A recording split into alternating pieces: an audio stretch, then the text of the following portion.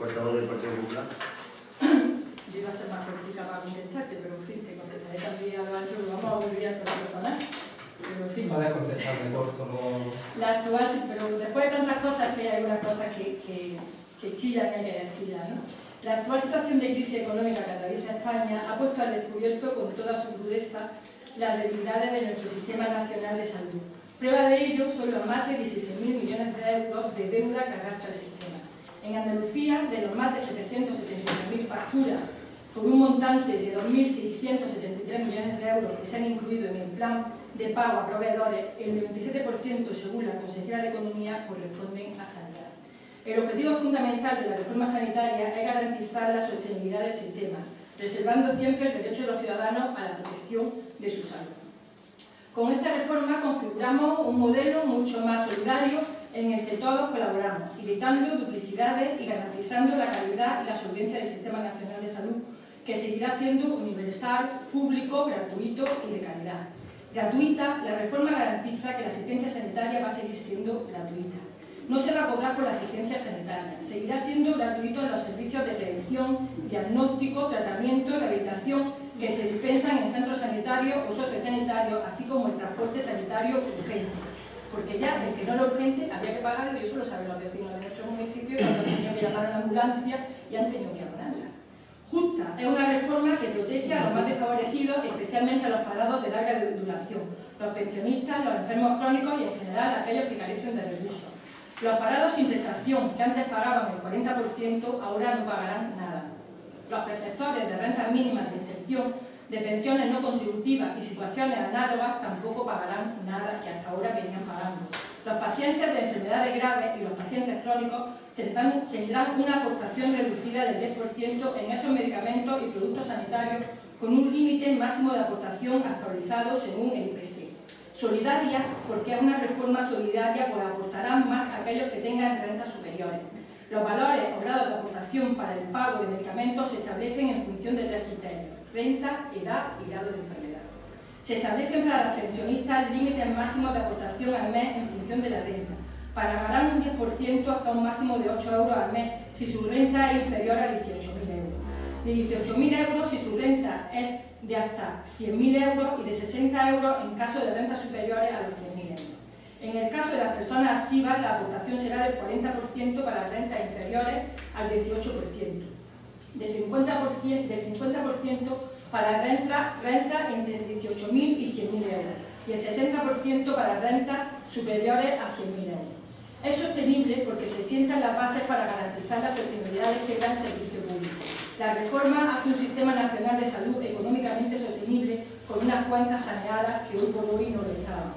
Se establecen criterios para lograr el equilibrio presupuestario y acabar con la deuda de más de 16.000 millones de euros que gasta el sistema. Equitativa. Todos los españoles son iguales ante la sanidad pública.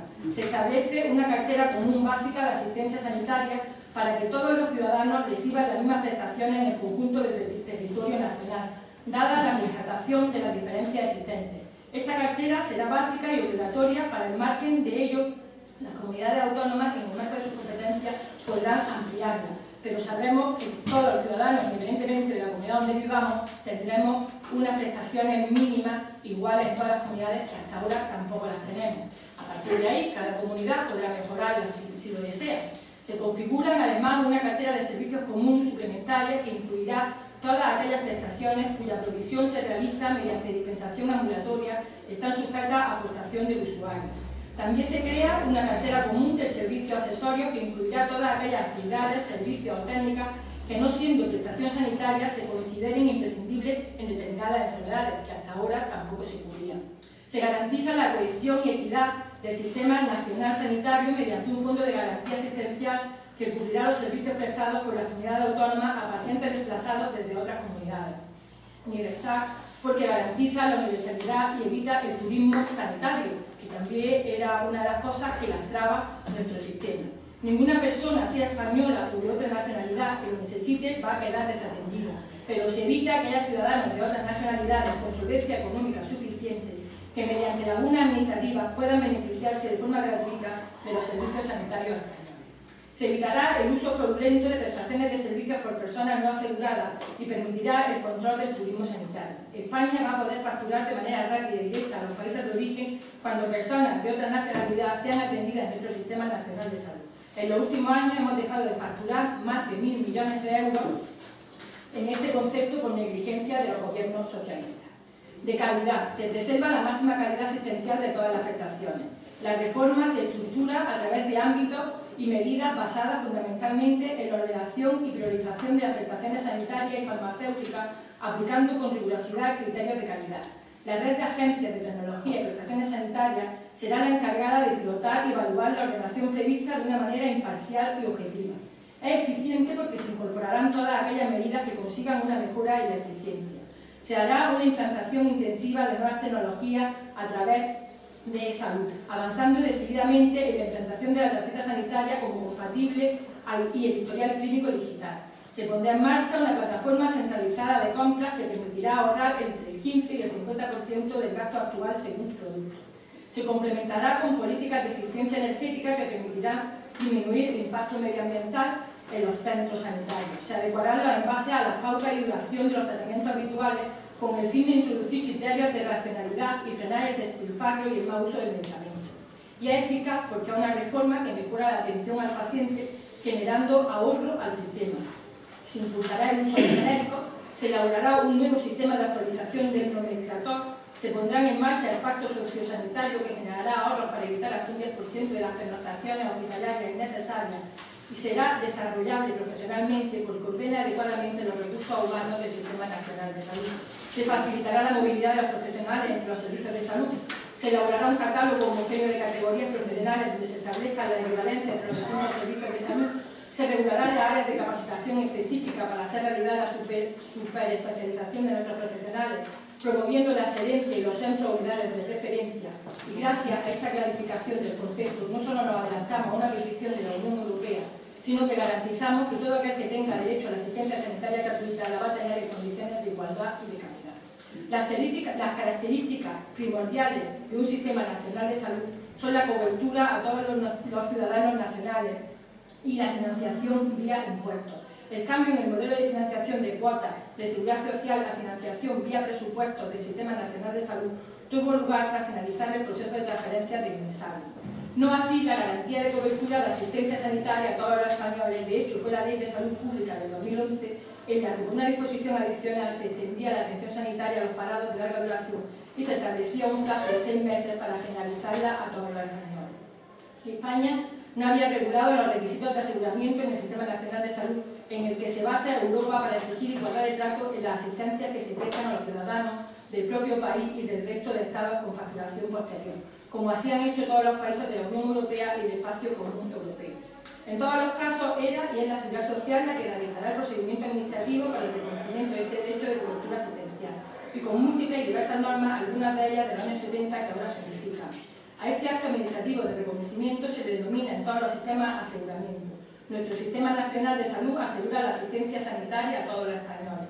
En el Real Decreto 16/2012 del 20 de abril se unifica el concepto de asegurado y se defiende todas las posibles situaciones en las que un español puede encontrarse en el momento en que se realiza el trámite administrativo de oficio o por solicitud del ciudadano. Este nuevo procedimiento administrativo se aplicará a los ciudadanos de otras nacionalidades que lo soliciten, a los que además se aplican las normas europeas, convenios bilaterales o existencia de extranjería según sea el caso. Por tanto, es falso que haya un retroceso. De hecho, hay un paso adelante con una definición de concepto y procedimiento único. Por fin hay garantía de reconocimiento del derecho a la salud para todos los españoles.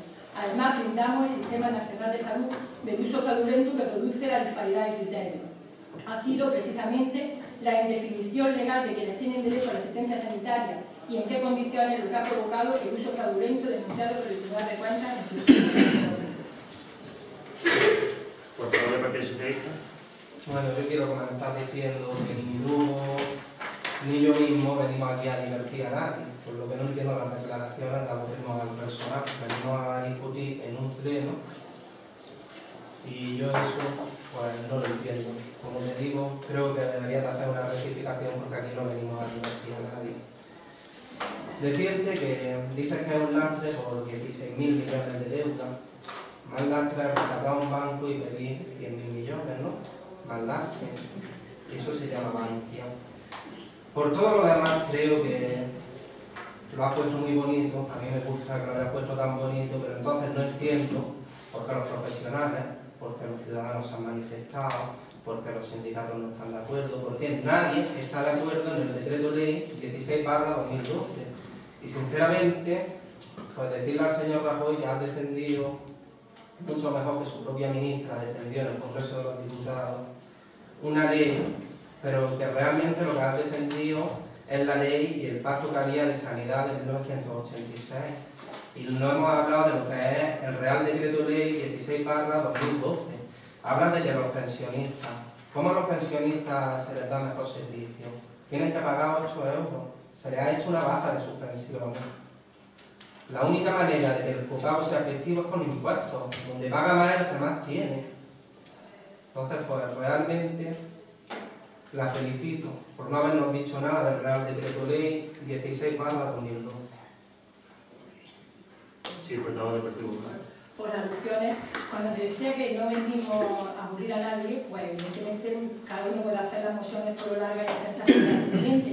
Yo te lo decía porque yo creo que es objetivo y es claro que si nos extendemos mucho en nuestros matices políticos, a nuestros vecinos que tengan la posibilidad de escucharnos por la radio, pues la verdad es que, vamos, eso es de clase, ¿no? Que a partir de 3 minutos la gente le deja de interesar porque se aburre.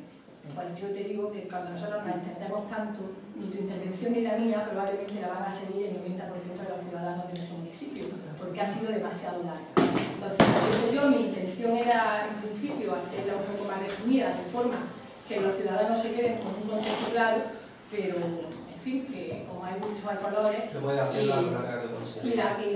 cada uno lo hacemos como creemos oportuno. Yo solo te decía que consideraba que era demasiado largo lo que tú estabas diciendo y lo que yo te iba a contestar, y por eso en un principio pensaba hacerla más corta, pero que en fin, que ya que te habías extendido tanto y había tantas contradicciones en lo que estabas diciendo, pues yo también iba a tener que extenderme, por más que nada, pues si había algún vecino que se atrevía a escucharnos todo el tiempo y porque no quedaran confundidos, porque eso se va a hacer muy bien el PSOE, pero yo creo que no, los vecinos tienen derecho a conocer la verdad, sobre todo de forma objetiva. Y entonces, pues así lo hemos tenido que hacer. Y decirte que efectivamente los profesionales de la sanidad se están manifestando, pero que llevan manifestándose 3 años por los recortes que la Junta de Andalucía, la Consejería de Salud, viene haciendo, y sobre todo por los impagos que también viene haciendo a los proveedores de salud. De hecho, en esta semana pasada se han vuelto a manifestar, y no lo han hecho ante la Delegación del Gobierno de la Nación, lo han hecho ante la Consejería de Salud de la Junta de Andalucía. Para acabar, el PSOE ha denunciado la bandera de la solidaridad y ya solo coge la bandera de la confrontación. Se han olvidado de sus palabras que repitieron en unos momentos: que pague el que más tiene. La consejera dice que el PP quiere desmantelar la sanidad, pero lo cierto es que Andalucía es la comunidad que más ha contribuido a la situación crítica en la que se encuentra la sanidad pública. Y un ejemplo de ello es que el 97% de las más de 773.000 facturas que se han presentado para el plan de pago a proveedores correspondían a sanidad. Dice también la consejera que el PP hace recaer la crisis sobre los que tienen nómina y los pensionistas. Lo que no dice es que por primera vez los parados que han agotado sus prestaciones no van a tener que pagar nada, y que hasta hace poco pagaban un 40%. Tampoco van a pagar los que tienen pensiones no contributivas y los perceptores de rentas de inserción social. Ahí es donde reside el principio de solidaridad. El que pague más, el que más tiene. El que pague menos, el que no pague, el que menos tiene.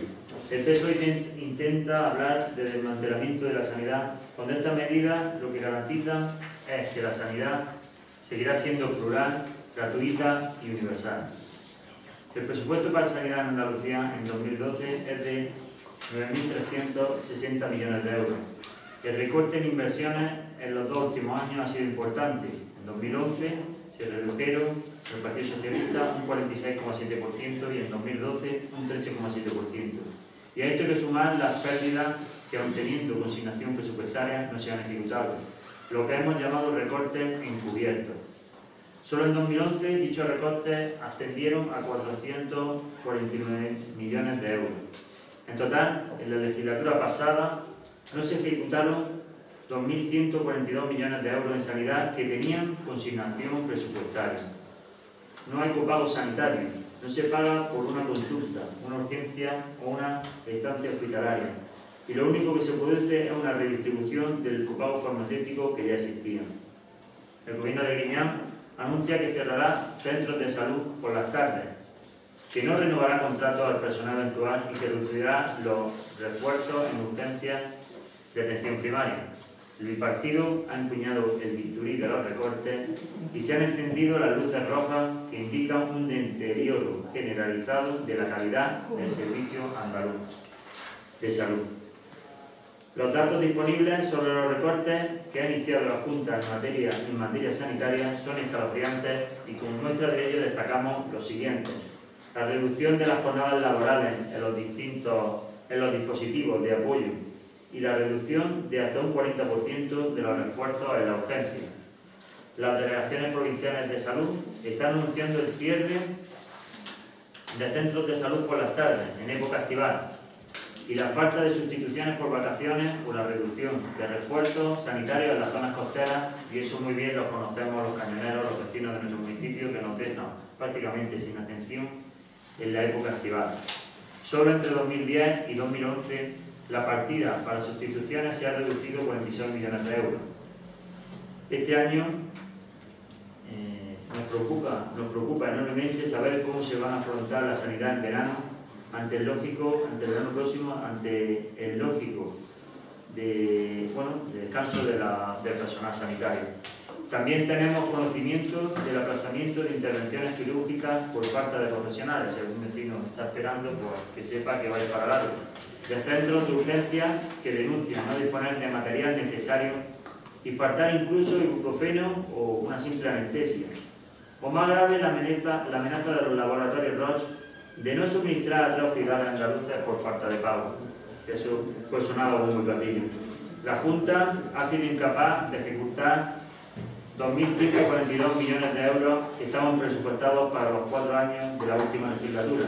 Solo en el año 2011 no se han ejecutado partidas por valor de 449 millones de euros. Es decir, de cada 10 euros presupuestados no han llegado a ejecutarse ni 2 euros, menos de la quinta parte. ¿Qué han hecho los socialistas con este dinero? Los andaluces tenemos derecho a saber qué ha pasado con las inversiones sanitarias y tenemos derecho a saber por qué los socialistas nos han engañado y nos siguen engañando año tras año.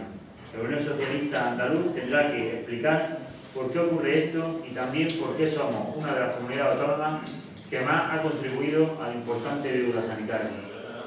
Aunque la consejera solo reconocía 550 millones de euros, la industria farmacéutica ha dicho que no. La gestión de la sanidad pública es ineficiente y hay una falta de respeto a los andaluces. La asistencia sanitaria no es una prioridad para los socialistas. Es solo un escaparate para anuncios que nunca se concretan y para propaganda ideológica que falsea la realidad. Son incapaces de resolver los problemas que tiene nuestra sanidad, que son reales esas problemáticas, y están contribuyendo a una gran inestabilidad en el sector. Con su pésima gestión están poniendo en cuestión la sostenibilidad, están mermando las prestaciones y están profesionalizando a los profesionales hasta límites insospechados. Además, siguen en el aire proyectos fantasmas en todas las provincias andaluzas que han anunciado con bombo y platillo hace 8, incluso hace 12 años, como puede ser el Chale de Ocio, que llegarán las próximas elecciones y seguramente pondrán otra piedra, poco a poco irá creciendo con 3 o 4 piedras que llevan la puerta, el Chale de Ocio. ¿Votos en contra? ¿Votos a favor? Queda rechazada la moción del Grupo Municipal del PSOE sobre sanidad. ¿Estáis votos en contra? Siguiente punto del orden del día. Moción del Grupo Municipal del PSOE sobre salud reproductiva. Moción que presenta el Grupo Municipal Socialista del Excelentísimo Ayuntamiento de Lanjarón al Pleno Extraordinario a petición al amparo de lo establecido por la Ley 7/1985 de 2 de abril, reguladora de las bases del régimen local y el Real Decreto 2568/1986 de 29 de noviembre, por el que se aprueba el reglamento de la organización, funcionamiento y régimen jurídico de las entidades locales artículos 97 de Exposición de motivos. Estamos convencidos de que la prevención de embarazos no deseados es el mejor mecanismo para evitar los abortos en nuestro país. Este es el objetivo fundamental de la Ley Orgánica de Salud Sexual y Reproductiva y de la Interrupción Voluntaria del Embarazo 2/2010 de 3 de marzo de 2010, que junto a la promoción de la salud sexual se constituye en la normativa vigente con la mayor capacidad para conseguir objetivos en prevención y objetivos en salud. Es una normativa acorde a la existente en la mayor parte de los países de la Unión Europea y en el tiempo que está en vigor se apunta como eficaz en la consecución de una adecuada prevención de embarazos no deseados, en especial entre las mujeres más jóvenes. Tal como establece el preámbulo de la citada ley, el desarrollo de la sexualidad y la capacidad de procreación están directamente vinculados a la dignidad de la persona y al libre desarrollo de la personalidad, y son objeto de protección a través de distintos derechos fundamentales, señaladamente de aquellos que garantizan la integridad física y moral y la intimidad personal y familiar.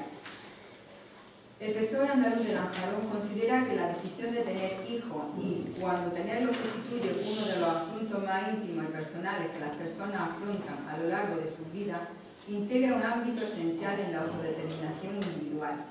Los poderes públicos están obligados a no interferir en ese tipo de decisiones, pero también deben establecer las condiciones para que se adopten de forma libre y responsable, poniendo al alcance de quienes lo precisen servicios de atención sanitaria, asesoramiento o información. La protección de este ámbito de autonomía personal tiene una singular significación para la mujer, para quienes el embarazo y la maternidad son hechos que afectan profundamente a su vida en todos los sentidos. Recientemente se ha conocido la voluntad del Gobierno de España de proceder a la modificación de la Ley 2/2010 para sustituirla por una nueva normativa que limita gravemente el derecho a la interrupción voluntaria del aborto, haciendo que la mujer con recursos pueda desplazarse a cualquier país de la Unión Europea para abortar y quienes no tengan recursos tengan que acudir a la clandestinidad, con el consiguiente riesgo de desigualdad y, lo que es peor, con el consiguiente riesgo para la salud de la mujer, tanto desde el punto de vista de la morbilidad como incluso de la mortalidad de la mujer embarazada.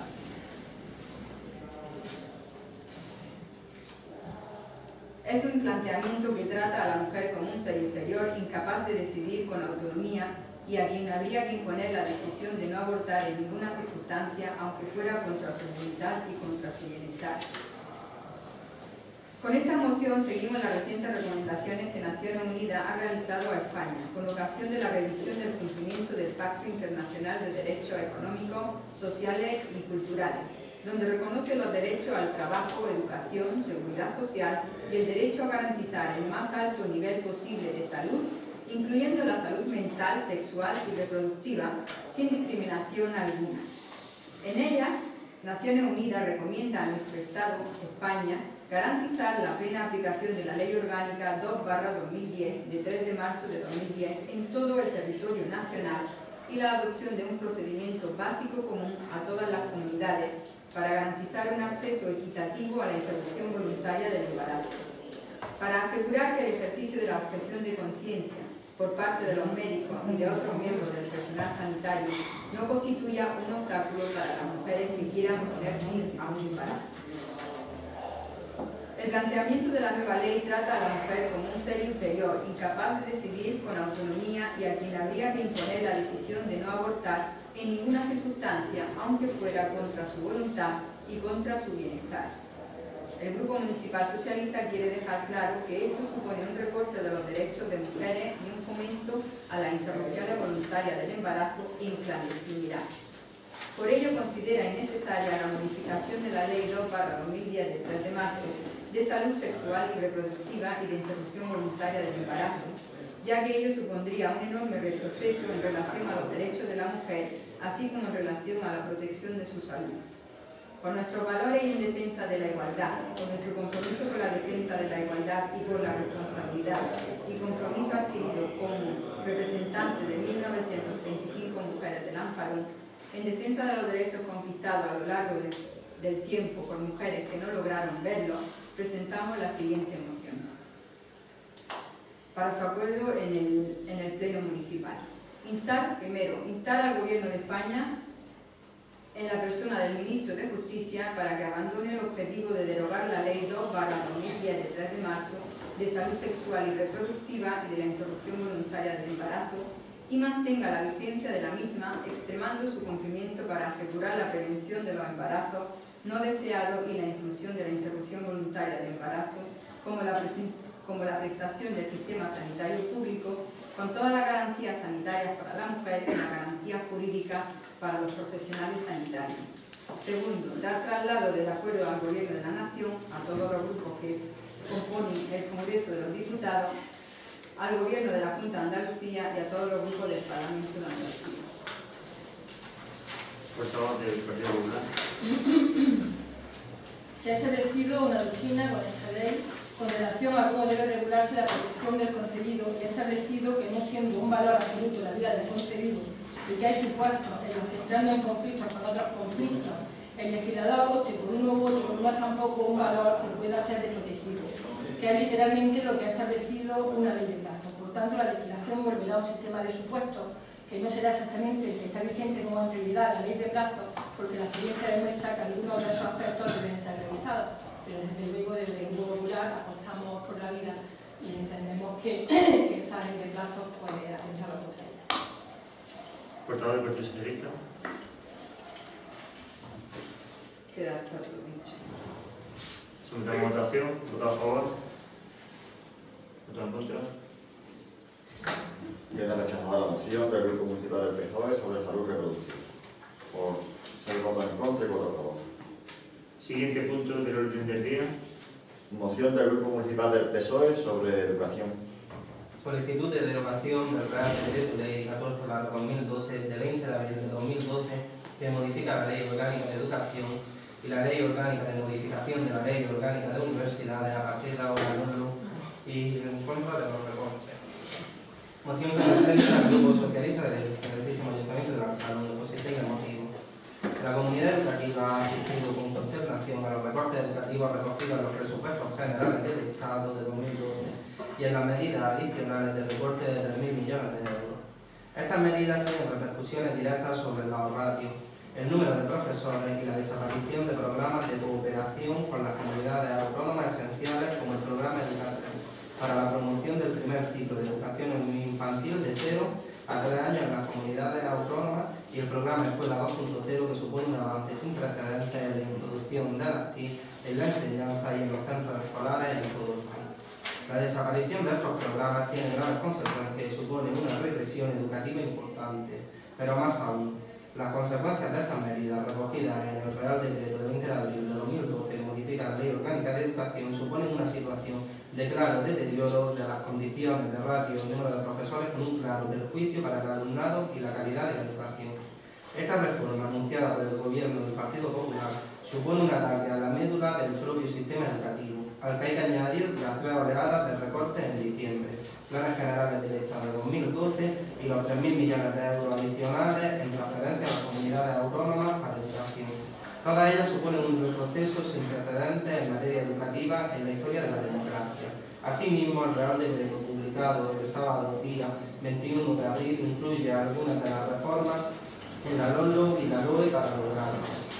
La principal consecuencia es una drástica reducción del número de profesores, por lo que habrá disponibles menos del doble, menos clases de refuerzo y una atención menor a las familias y al propio alumno. Por otro lado, se eliminará el límite máximo de horas semanales de clases que imparten los docentes, fijando un mínimo de 25 horas en primaria, ahora este era el máximo, y de 20 horas en secundaria, la horquilla iba de 18 a 21 horas. El profesorado tendrá menos tiempo para desarrollar otras actividades de refuerzo, preparar clases, atender a las familias, corregir exámenes y disminuirá el rendimiento del profesorado al incrementarse la carga lectiva diaria. Estas condiciones van a suponer una clara merma de la calidad educativa, generando consecuencias sobre las tasas de abandono escolar. los resultados académicos, la atención a la diversidad y el deterioro sobre el derecho a la educación. Pero también tendrán consecuencias que nos harán más débiles como Estado ante un cambio de modelo de crecimiento económico que nos alejará de una salida adecuada de la crisis. Y lo más grave es que estos cambios se realizan aprovechando la crisis que estamos pasando. A pesar de lo prometido por el Partido Popular en las distintas campañas electorales, los planes generales del Estado para 2012 ya contemplaban una reducción del 27,94% en educación, al que han añadido un brutal recorte de 3.000 millones que dinamita los cimientos de la educación pública de calidad. En resumen, el recorte en educación recogido en el Real Decreto Ley 14/2012 se plasma en 1. Aumento de la ratio en un 20%. Esta medida supone una mayor masificación de las aulas, que en primaria pasarían de 25 a 30 alumnos y en secundaria podrían llegar hasta los 40. A esta hay que sumar la posibilidad de aumento de un 10% más prevista en el artículo 87 para la escolarización tardía. Como es bien sabido, con ratios altas se ve negativamente afectada la atención individualizada del alumnado, esencial en una escuela multicultural y diversa. 2. Aumento de la jornada lectiva de los docentes a 25 horas en infantil y primaria y a 20 horas en el resto del profesorado. Esta medida ha sido impuesta sin negociación ninguna con los docentes y supondrá que cada profesor sea responsable de los 30 o 40 alumnos, lo que redundará negativamente en la atención personalizada, tutorías, actividades preescolares. Además, en Andalucía supondrá un aumento del paro, pues miles de interinos pasarán a engrosar las ya abultadas listas del paro, y todo por una medida contra la calidad de la educación, contra el empleo y contra el derecho a la educación. 3. No cubrir las bajas de menos de 10 días hábiles, 15 días si contamos los fines de semana. Esta medida supone la reducción de profesores en centros con el consiguiente deterioro de la enseñanza. 4. Retraso en la implantación de los nuevos ciclos formativos de formación profesional. En esta época difícil, donde necesitamos un reciclaje profesional debido al estallido de la burbuja inmobiliaria, el Gobierno de España lo pone más difícil no invirtiendo en el futuro del país, la formación. 5. Obligatoriedad de ofertar un solo tipo de bachillerato en los institutos. Esta medida afectará a todos aquellos alumnos que opten por especialidades menos demandadas. En resumen, las medidas de recorte a la educación suponen un hachazo a la educación pública sin precedentes, con el único objetivo de lograr un sistema educativo dual, uno para los ricos y otro para la mayoría de nuestros vecinos, clases medias y trabajadores. Por todo ello, el Grupo Socialista del Ayuntamiento de Lanjarón presenta para su aprobación por el Pleno Municipal los siguientes acuerdos. 1. Instar a la Junta de Andalucía a rechazar las medidas recogidas en el Real Decreto de 20 de abril de 2012 que buscan reducir 3.000 millones de euros en educación en la transferencia a las comunidades autónomas mediante la modificación de la LOE y la LOLDO. 2. Instar al Gobierno de España a dialogar con las fuerzas políticas, comunidad educativa, Federación Española de Municipios y en la Conferencia Sectorial de Educación con las comunidades autónomas para alcanzar un gran acuerdo que permita garantizar el derecho efectivo a la educación y a la calidad de la prestación de sus servicios. 3. Dar traslado de los acuerdos al Gobierno de la Nación, a todos los grupos que componen el Congreso de los Diputados, al Gobierno de la Junta de Andalucía y a todos los grupos que componen el Parlamento de Andalucía.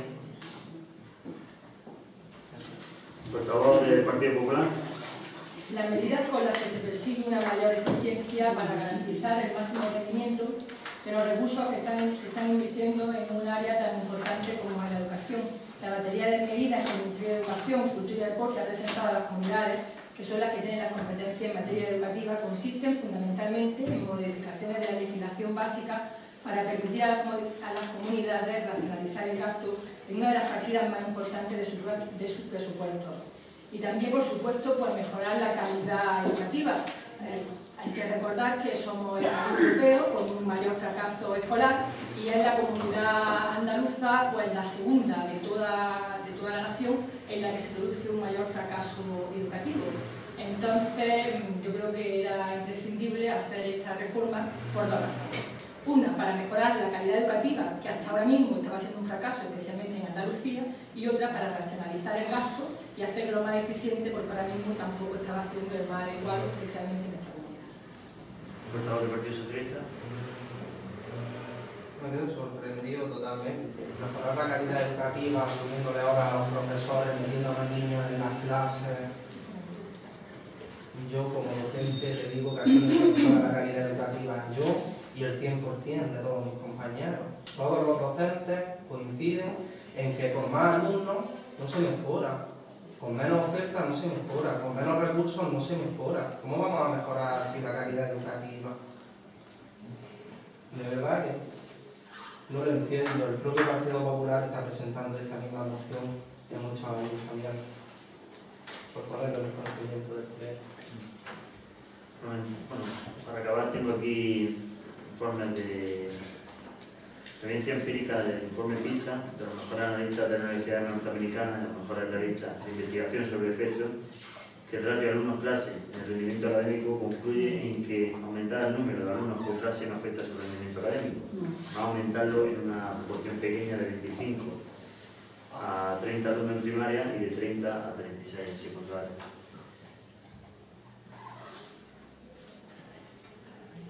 No se estaba cumpliendo la ratio, tú lo sabes, que no se estaba cumpliendo la ratio, o sea, que pone... Y si presenta una moción que no se cumplan para que se cumplan, votaría a favor, no defendería lo indefendible. Vamos a proceder a la votación. ¿Votos a favor de la moción? ¿Votos en contra?